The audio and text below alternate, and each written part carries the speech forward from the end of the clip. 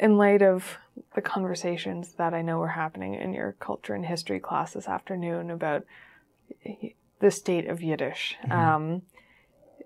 there is a recent resurgence of interest in Yiddish, but some people still say that Yiddish is dead or dying. What do you think? I think that there are a lot of people who are very sad. Well, I'm sad too, but like it will never be the Yiddish that a lot of people like really like with all of those people that have gone off the derech and have started they started writing secular works, but that was informed by like religious backgrounds. I feel like we're not going to have that again.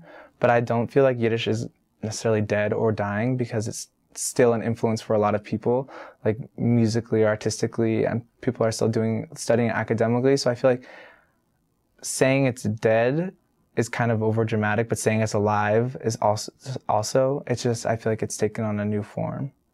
And while it's sad that like the old world is gone, I don't think it's dead, and I don't think it's dying, because there are programs like this. Well, it's not like they're not going to make like a whole new generation of Yiddish speakers, but they're going to have like a generation of people who are influenced by Yiddish, and like Yiddish is going to come out in their work somehow, like in whatever way. So I feel like it's taken on a new form.